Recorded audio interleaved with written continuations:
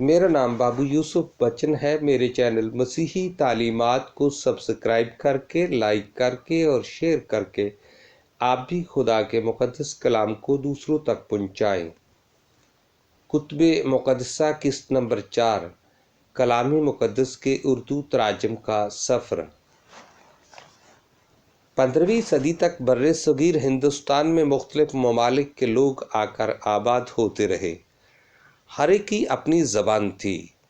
15ویں صدی میں عبرانی، یونانی، لاطینی، آرامی، ہندی، سنسکرتی، ترکی، پنجابی، سندھی، گجراتی، بنگالی، پالی، پرتگالی، پشتو، فارسی، قدیم دکنی، فرانسیسی اور انگریزی زبان کے ملاپ سے ایک نئی زبان پیدا ہوئی جسے لشکری زبان کہا جاتا تھا، بعد ازاں جسے اردو کہا جانے لگا۔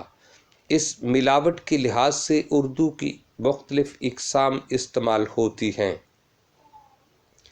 مثلاً ہندی اردو، فارسی اردو، دکنی اردو، رومن اردو اور لشکری اردو وغیرہ۔ 1560 میں اردو ادب کا آغاز ہوا۔ انگریزی مسیحی علماء نے اردو منظر عام پر لانے کی انتھک محنت کی۔ 1560 میں فادر زیویئر نے اردو گرامر اور ڈکشنریاں تیار کیں۔ 1600 میں فادر روڈلف نے ابتدائی قواعد گرامر لغات لکھیں۔ 1715 میں مسٹر جان جوشوا ملر نے لغت لکھی۔ 1772 میں مسٹر ہیڈلے نے اور 1773 میں مسٹر فرگوسن نے لغت لکھی۔ 1785 میں مسٹر ڈف نے اردو گرامر اور 1801 میں مسٹر گلکرائسٹ نے قواعد اللغات لکھی۔ 19ویں صدی میں موسوگار اور مسٹر سٹیفورڈ نے گرامر اور لغات لکھی۔ 18ویں اور 19ویں صدی میں ہی بائبل کے اردو ترجمہ پر کام شروع ہوا جو آج تک جاری ہے۔ اردو بائبل کے تمام تراجم عبرانی، یونانی، لاطینی اور انگریزی زبان سے کیے گئے تھے۔ آئیں بائبل مقدس کے کیتھولک اردو تراجم اور پروٹسٹنٹ اردو تراجم کے بارے مختصر طور پر سنتے ہیں۔ کیتھولک اردو تراجم کا سفر 1727 سے شروع ہوا تھا۔ نمبر 1، فادر کاسیانو کا اردو ترجمہ۔ 1727 سے 1757 تک مقدس متی کی انجیل کا سب سے پہلا اردو ترجمہ کیپوچن مشنری فادر کاسیانو دا ماچیراتا او ایف کیپ نے بر صغیر میں کیا تھا، لیکن وہ شائع نہ ہو سکا اور ابھی تک غیر مطبوع حالت میں پڑا ہے۔ نمبر 2، فادر انطونیو پیزونی کا اردو ترجمہ۔ 1806 میں فادر انطونیو پیزونی نے عہد جدید کا اردو ترجمہ کیا، لیکن وہ بھی شائع نہ ہو سکا۔ بعد ازاں 1860 سے 1865 تک اسی ترجمہ کی نظر ثانی اور ضمیمہ جات کے ساتھ بشپ ہارٹمان نے اسے عملی جامہ پہنایا اور شائع کیا۔ نمبر 3، بشپ ہارٹمان کا اردو ترجمہ۔ 1865 میں بیلجیم کے کیپوچن مشنری فادر ہارٹمان، جو کہ آگرہ اور پٹنہ ڈائسس کے بشپ بنے، نے ویلگٹ سے عہد جدید کا رومن اردو ترجمہ کیا۔ اس کی پہلی اشاعت 1860 میں ہوئی، جبکہ 1864 میں یہ ترجمہ خط نستعلیق میں سردھنا پریس سے شائع ہوا۔ اس ترجمہ میں بڑے مفید ضمیمہ جات مدرج کیے گئے تھے۔ یہ ترجمہ میرے پاس محفوظ ہے۔ Number 4، Catholic truth society Lahore کا اردو ترجمہ۔ 1913 سے 1923 تک پوری بائبل کا اردو ترجمہ فادر ونسنٹ اوسی نے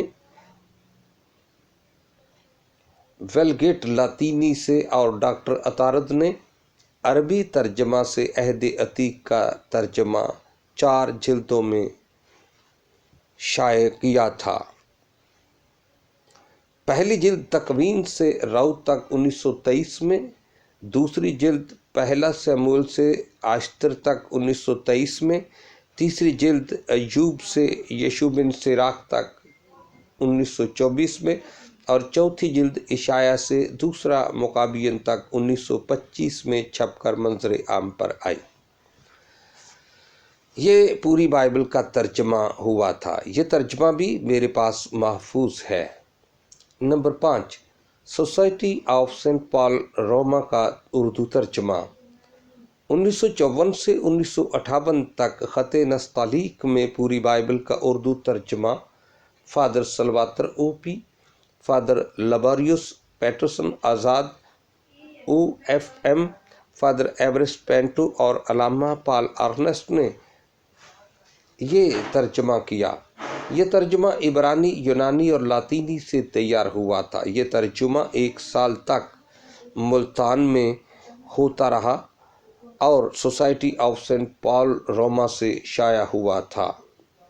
number 6، Catholic Bible commission Pakistan کے تراجم اشاعت 2007۔ 2002 میں کیتھولک بائبل کمیشن پاکستان قیام میں آیا۔